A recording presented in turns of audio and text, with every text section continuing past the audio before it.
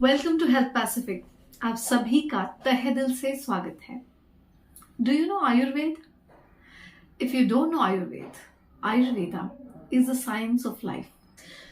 4 important Veda, चतुर्वेद, उनमें से एक अथर्ववेद का उपवेद आयुर्वेद को बताया गया है, जिसमें लाइफ का पूरा साइंस एक्सप्लेन किया गया है। आयुर्वेद के 2 इंपॉर्टेंट पर्पसेस है। स्वस्थस्य स्वास्थ्य रक्षणम, आतुरस्य विकार प्रशमनम। वो स्वस्थ व्यक्ति है, उसका स्वास्थ्य बना रहने के लिए क्या उपाय है वो करना, और जो आतुर है मतलब रुग्ण है, जिसको कोई डिजीज हुआ है, उसके डिजीज को ट्रीट करना। ये 2 पर्पसेस आयुर्वेदा के। इस ग्रेट साइंस आयुर्वेदा में दोष ये कॉन्सेप्ट बताया गया है, समझाया गया है, और किसी भी रोग का कारण इन दोषों का इम्बैलेंस बताया गया है। तो ये दोष क्या सिर्फ डिजीज पैदा करने का, रोग पैदा करने का काम करते हैं? बिल्कुल नहीं।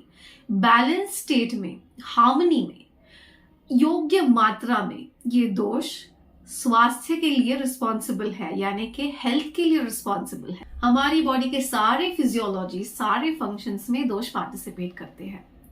In fact, a balanced state of dosha is a representation of a good health. अब दोस्तों, मराठी भाषा में दोष ये जो शब्द है उसका अर्थ और आयुर्वेद में जो दोष शब्द दिया गया है, उन ये दोनों का अर्थ एक दूसरे से पूरी तरह अलग है, 100% अलग है। ये डाउट क्लियर होने के बाद, ये समझने के बाद अभी आयुर्वेद में दिए गए दोष को समझने की कोशिश करते हैं। आयुर्वेद में जिन्हें दोष कहा गया है,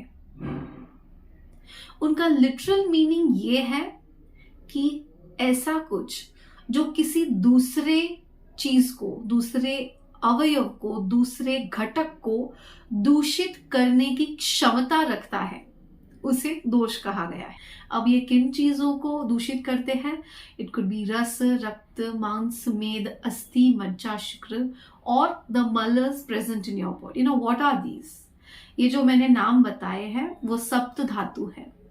इनके बारे में किसी और वीडियो में जानकारी दूंगी। इस वीडियो में हम दोषों के बारे में बेसिक जानकारी लेंगे। आयुर्वेदा इस महान साइंस ऑफ लाइफ में बताया गया कॉन्सेप्ट दोष, ये आपको अगर इंटरेस्टिंग लगा हो तो keep watching this video until the end. जो धातु मैंने बताए, रस, रक्त, मांस, मेद, अस्थि, मज्जा, शुक्र, ये अपनी शरीर की सपोर्ट सिस्टम है। तो दोष इनको दूषित करने की क्षमता रखते हैं अपने अंदर, इसलिए उन्हें दोष कहा गया है। बट यही दोष हार्मनी में, योग्य मात्रा में अगर अपने शरीर में प्रेजेंट है तो इन धातुओं को, अपनी सपोर्ट सिस्टम को और ज्यादा सपोर्ट करते हैं, इनके फंक्शंस में मदद करते हैं। Isn't that interesting?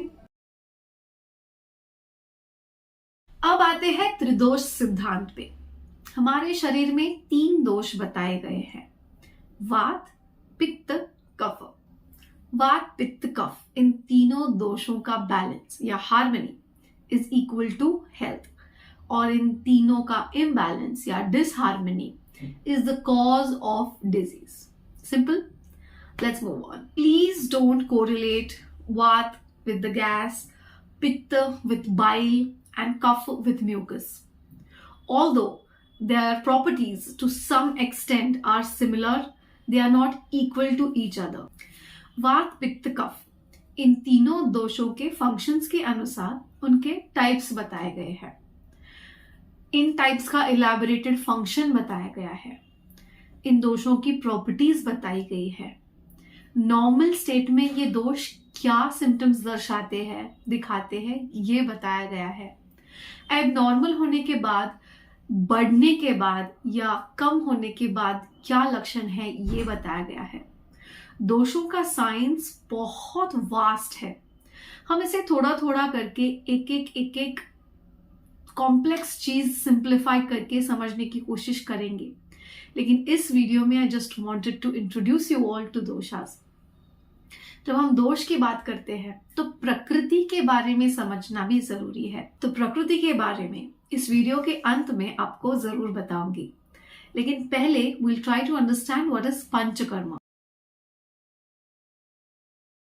आयुर्वेदा में ये बताया गया है कि कुछ रोगों में मेडिसिन देकर या औषधि देकर हम दोषों के इम्बैलेंस को रिपेयर कर सकते हैं, तो इसे कहते हैं शमन चिकित्सा। लेकिन कई डिजीजेस में, रोगों में क्या होता है कि दोष इतने बड़े हुए होते हैं कि उनको बाहर निकालने की जरूरत होती है। इसे कहते हैं शोधन चिकित्सा या पंचकर्म। पंचकर्म में डिटेल में आगे के वीडियोस में मैं जरूर जानकारी दूंगी। फिलहाल इस वीडियो को खत्म करने से पहले let me introduce you to prakriti. हमारे जन्म के समय में सबसे डोमिनेंट दोष जो होता है वो हमारी प्रकृति बन जाता है। अगर वात दोष डोमिनेंट है तो वात प्रकृति, पित्त दोष डोमिनेंट है तो पित्त प्रकृति, और कफ दोष डोमिनेंट है तो कफ प्रकृति। आपकी प्रकृति क्या होगी, वात, पित्त या कफ, ये आपके माता और पिता दोनों के जेनेटिक्स पे डिपेंड करता है और बहुत सारे फैक्टर्स पे डिपेंड करता है। अगर दो दोष डोमिनेंट है तो आपकी दोनों प्रकृति भी हो सकती है। एक ज्यादा डोमिनेंट होता है, दूसरा कम डोमिनेंट होता है। फॉर एग्जाम्पल, अगर किसी का वात सिग्निफिकेंटली डोमिनेंट है और पित्त भी डोमिनेंट है तो उसकी प्रकृति वात पित्त हो जाती है। सो दैट इज प्रकृति, that's your nature, simple. Why is प्रकृति इंपॉर्टेंट? आपका कॉन्स्टिट्यूशन समझना क्यों इंपॉर्टेंट है? टू प्रिवेंट डिजीजेस, रोगों से बचने के लिए प्रकृति प्लेज एन इंपॉर्टेंट रोल।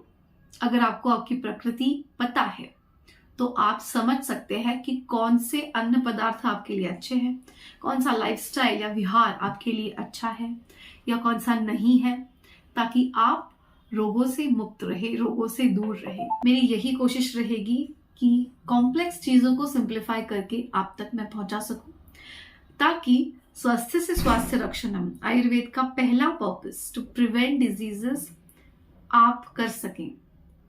आतुरस्य विकार प्रशमनम, यानी कि रुग्ण को ट्रीट करना, ये वैद्यों पे छोड़ दीजिए, लेकिन प्रिवेंशन आपके हाथ में है, रोगों से बचना आपके हाथ में है। आयुर्वेद सीरीज का अगला वीडियो वात प्रकृति पे होने वाला है, तो अगर आपकी प्रकृति वात है या नहीं ये जानने के लिए वो वीडियो जरूर देखिए। Thank you so much for supporting Health Pacific. Stay tuned and take care of your health.